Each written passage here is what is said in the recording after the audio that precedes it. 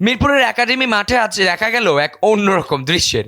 নেটে মুখোমুখি দলের দুই বড় তারকা, ব্যাট হাতে নাজমুল হোসেন শান্ত আর বল হাতে কাটার মাস্টার মুস্তাফিজুর রহমান। একে অপরকে ছাড় দিতে নারাজ এই দুই বন্ধু যেন অনুশীলনে নামলেন এক অঘোষিত যুদ্ধে। লড়াইয়ের শুরুতে মুস্তাফিজুর রহমানের করা এক শর্ট লেন্থ বলকে সজোরে পুল করলেন শান্ত।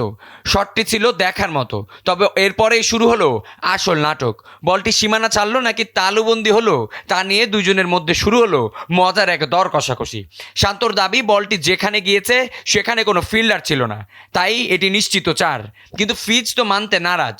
তার মতে ফিল্ডার ওইখানেই ছিল এবং শান্ত নিশ্চিতভাবে আউট। আউট নাকি নট আউট, এই তর্কে বেশ কিছুক্ষণ মেতে থাকলেন দুজন।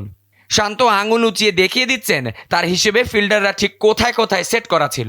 পাল্টা যুক্তি দিতে ছাড়লেন না মুস্তাফিজও। তিনি নিজের ফিল্ড সেটিংয়ের জায়গায় অনড়। শেষ পর্যন্ত তর্কের কোনো সুরাহা হলো না। কিছুটা জেদ কিংবা অভিমান নিয়েই আবার বোলিং মার্কে ফিরে গেলেন মুস্তাফিজ। তার শরীরী ভাষা বলে দিচ্ছিল পরের বলেই হয়তো শান্তর স্ট্যাম্প উপড়ে নিতে চান তিনি।